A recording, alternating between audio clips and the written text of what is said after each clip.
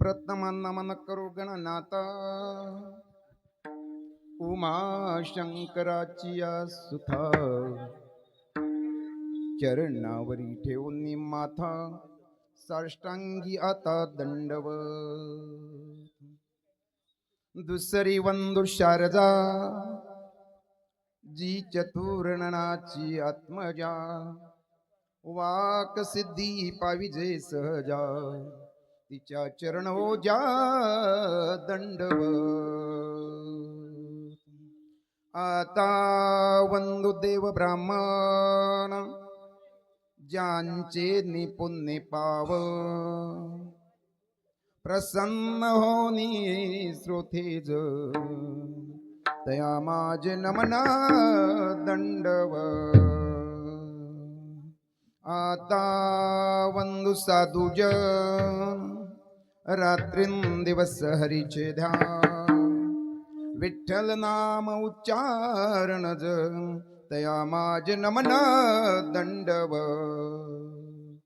ऐसे नमन करुणी सखळा हरी कथा बोले बोबडिया बोला अज्ञान म्हणून या पोल्या बाळा चालवी सकळा नामा म्हणे चालवी सकळा नामा म्हणे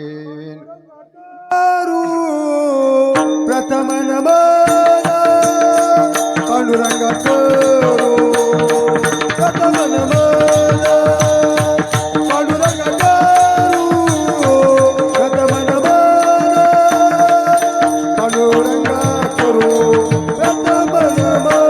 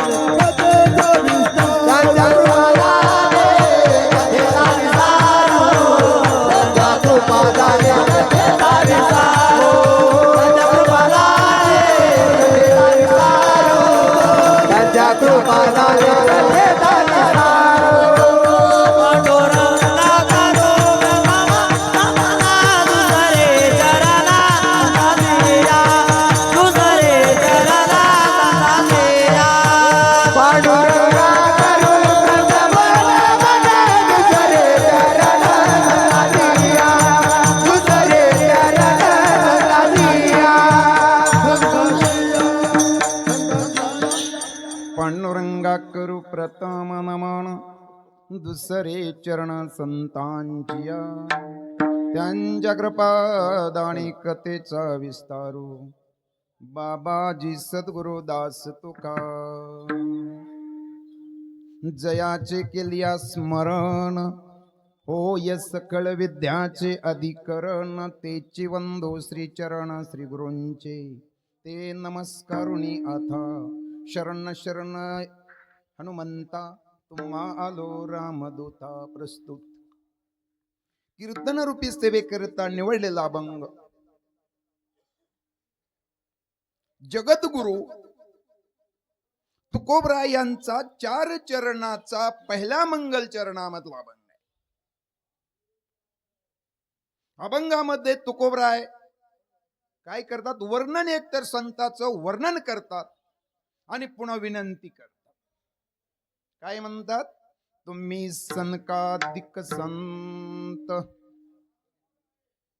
म्हणविता कृपावंत एवढा करा उपकार सांगा देवा नमस्कार माझी भाकावी करुणा विनवा पंढरीचा राणा तुका मने मज आठवा आणि मूळ लवकरी पाठवा.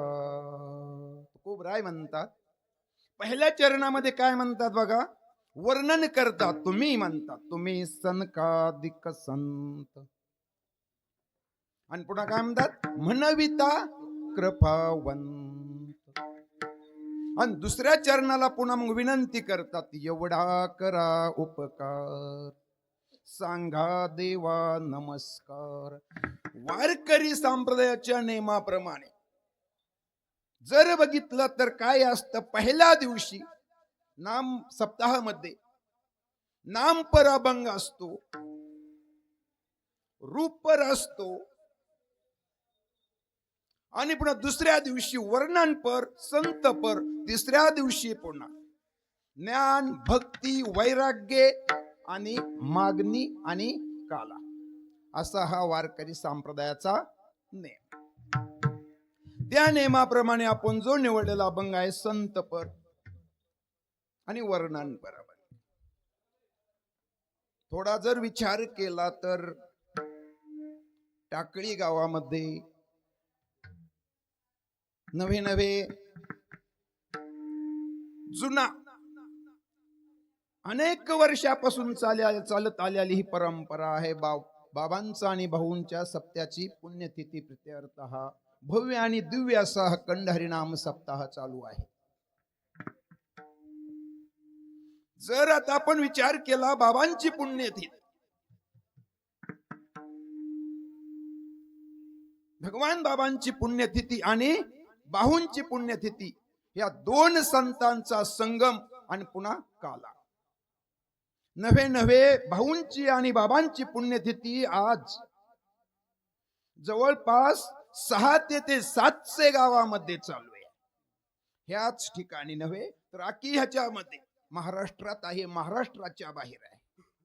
आणि ही पुण्यतिथी बाबांची पुण्यतिथी आपण तर साजरी करतोच, पण जगाचा मालक तुका म्हणे गाजे वैकुंठी सोहळा याही भूमंडळा कीर्ती मारे, याही भूमंडळा कीर्ती मारे. तुका म्हणे गाजे वैकुंठी सोहळा याही भूमंडळा यावरी मंगळा. हे तुका म्हणे गाजे वैकुंठी सोहळा, तुका म्हणे गाजे वैकुंठी सोहळा, तुका म्हणे गाजे वैकुंठी सोहळा, तुका म्हणे गाजे वैकुंठी सोहळा. तुका म्हणे गाजे वैकुंठी सोहळा याही भूमंडळा कीर्ती मारे, याही भूमंडळा कीर्ती मारे. तुका म्हणे गाजे वैकुंठी सोहळा याही भूमंडळा कीर्ती मारे, याही भूमंडळा कीर्ती माझी. तुकोबराय म्हणतात, तुका म्हणे गाजे वैकुंठी सोहळा याही भूमंडळा कीर्ती माझी. बाबाईची हे पुण्यतिथीचा सोहळा इथं नसून वैकुंठामध्ये हेच टाइम आता सध्याच्याला त्या ठिकाणी चालू आहे. आणि तेच आपण ह्या ठिकाणी उगाच तुकोबराय म्हणत नाहीत, तुका म्हणे गाजे वैकुंठी सोहळा याही भूमंडळा कीर्ती माझी. हे बाबाईच आणि भाऊंच हे सगळं आहे ते त्यांचं पुण्य. साक्षात भगवान जगाचा मालक त्यांची पुण्यतिथी साजरी करतो म्हणजे साधी गोष्ट आहे नाही. म्हणून हे बाबांची पुण्यतिथी. आज पुण्यतिथीचा विषय आपला नाही. आणि कालचं कीर्तन झालेलं आहे, काल दुपारचं कीर्तन झालेलं. फक्त एक बाबाईचा आपण दृष्टांत सांगणार आणि पुढे धावत्या वेगाने जाणार. बाबांचा प्राणज्योत पौर्णिमेच्या पौर्णिमे दिवशी संध्याकाळी रात्री 12 वाजता हे देह सोडून भगवान परमात्मा मध्ये विलीन झाले. आणि ज्या टायमाला बाबांची प्राणज्योत हे देह सोडणार त्या टायमाला बाबां काय म्हणले, लाला जवळ आहेत. लाला लाला ज्ञानेश्वरी वाचा. लाला ज्ञानेश्वरी वाचायला लागले आणि थोडं शब्द अपशब्द व्हायला लागले. लाला ज्ञानेश्वरी माझ्या छातीवर ठेवा. बाबा झोपलेले रुबी हॉस्पिटल मध्ये पुण्यामध्ये. आणि बाबांनी वाचाय ज्ञानेश्वरी सुरू केली त्या टायमाला अध्याय चालला होता कोणता, 8वा. आणि वाचित असताना शेवटची बाबाईची ओवी कोणती आहे, झाकलिया घटीचा दिवा नेनो काय झाला केदवा तैशा रीती जो पांडवा देह ठेवी विठ्ठल. विठ्ठल विठ्ठल विठ्ठल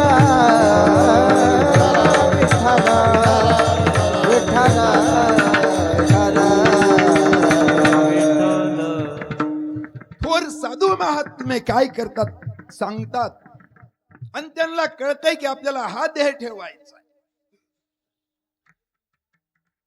म्हणून त्यांनी शेवटची ज्ञानोबरायाची ओवी त्या ठिकाणी वाचित असताना प्राणज्योत त्यांची शरीरातून निघली आणि विलीन भगवान परमात्म्याच्या स्वरूपाला झाली. आणि दुसरे उदाहरण मी जास्त सांगणार नाही. दुसरं उदाहरण आपल्या इथंच आहे.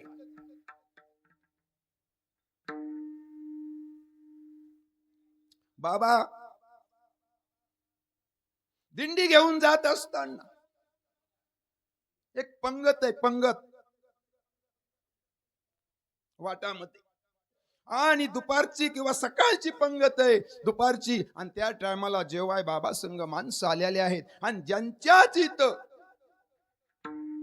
बाबा जेवणार आहेत त्यांच्याच इथं 2 वर्षाचा मुलगा मरण पावलेला आहे. मरण पावलेला आहे. आणि मग बाबा जेवतील का, नाही जेवणार तिथं नाहीत बाबा जेवणार. कुणीच गप सगळं वातावरण. काय झालं बा, काय तुम्ही का बोलत ना, तुमची अशी चेहरा सुकलेले आहेत का. बाबा बोलतात, कोणी सांगाय तयार, पण शेवटी दुःख आहे. आणि हंबरडा फुटला आणि बाबा आमचा 2 वर्षाचा मुलगा मरण पावलाय. बाबांनी त्या टाइम कुठे आहे म्हणले, चला. तर आतल्या खोलीमध्ये झाकलेला आहे, चला म्हणले. आणि त्याच मुलाच्या बाबांनी हात ठेवला आणि म्हणले, अरे कधी झोपायचं, उठ. असं म्हणल्याबरोबर तो मुलगा उठून उभं राहिला. ते मुलगा जवळ इथं आपल्या जवळ असून दुसरा तिसरा नसून हे गर्जे महाराज आहेत. गर्जे महाराजांच्या नावाने एकदा टाळी वाज. गर्जे महाराजांना 2 वर्षाला बाबांनी जिवंत केलं. पुनर्जन्म बाबांचा. आणि 2 वर्षालाच गर्जे बाबाली भगवान बाबांनी माळ घेतली. बाबा खरे का. आणि हे बाबाईचं ज्वलंत उदाहरण आहे. लांब काही कुठल्या कथा आपल्याला बोलायची गरज नाही. संत कृपा झाले बोल बोल संत कृपा झाले संत कृपा झाली इमारत फळाली इमारत फळाली इमारत फळाली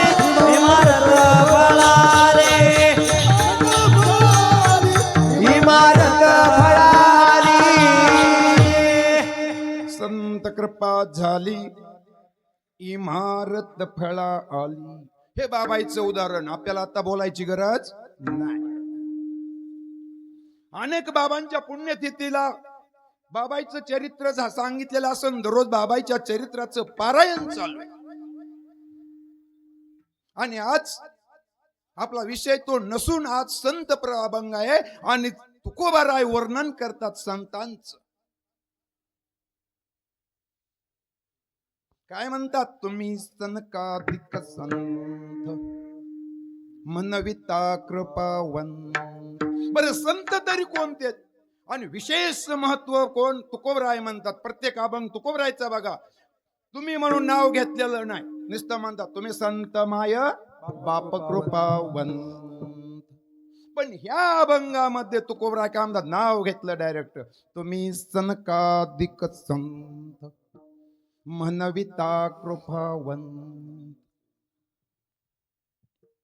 काय म्हणतात की तुम्ही संकाधिक संत थोर आहात. चार संत आहेत ते कोण? चार. संकाधिक, सनत कुमार आणि सतानंद आणि सनत. हे चार संत संकाधिक आहेत ना. चौघ ब्रह्मदेवाची मुलं 5-5 वर्षाची. अधिकार महाराज मोठा आहे त्यांचा, छोटा आहेत पण अधिकार मोठा आहे.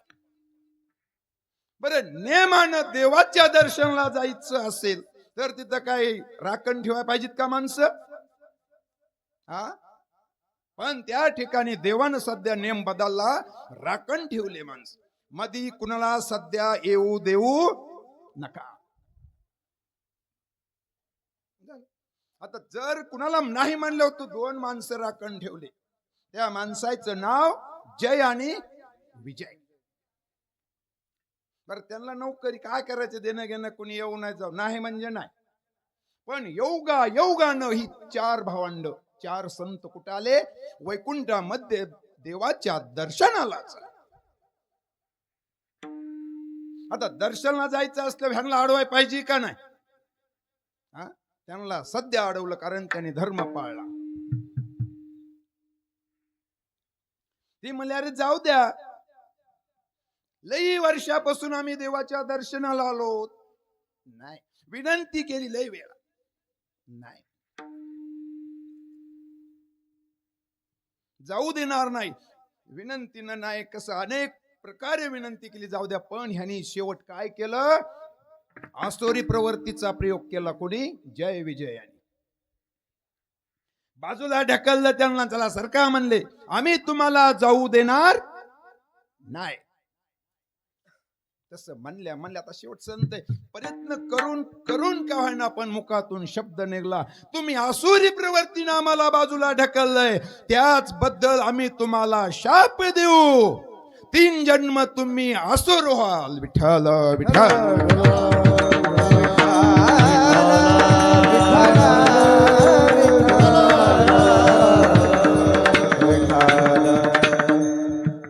काय शाप दिला? आसुर व्हावा म्हणले 3 जन्मामध्ये. आणि ते शाप संताचा शाप आहे, इतर कुणाचा नाही. संताचं वाक्य बोललं ते होणारच.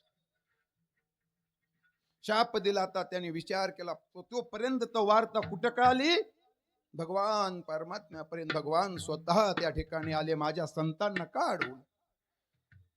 देवा, तुम्ही सांगितलं होतं की आम्ही एकांतामध्ये आहे, कुणाला येऊ द्यायचं नाही. अरे पण माझे संत आहेत ते, तुम्हाला माहिती ना संताचं मी काय करतोय. देव सारावे परते, संत पूजावे अरते, असा नेम आहे म्हणले माझा.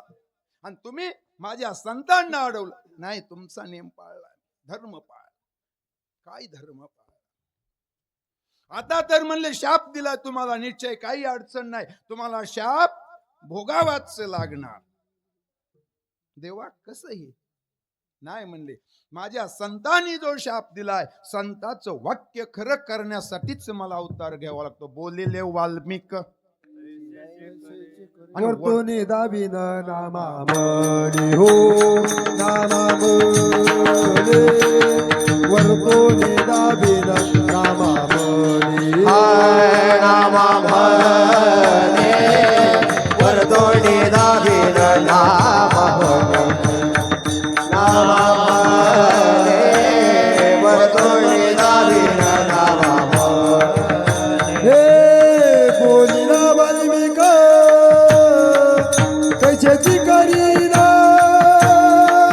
बोलिला वाल्मिक कैसेची करीना हो बोलिला दिना नामामने बोलिला दिना नामामने बोलिले वाल्मिक कैसेची करीना बोलिले वाल्मिक कैसेची करीना वर्तुनी दाबिना नामामने हो वर्तुनी दाबिना नामामने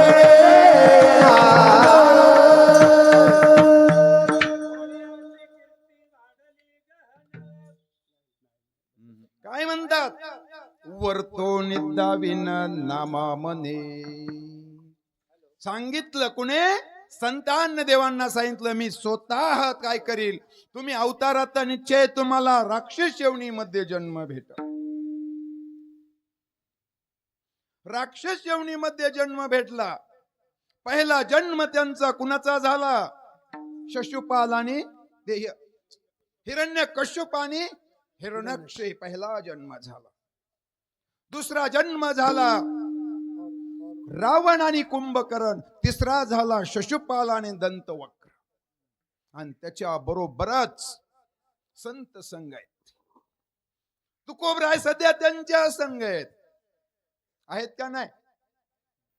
जे जे धरिले अवतार, जे जे झाले अवतार तुका त्यांचे बरोबर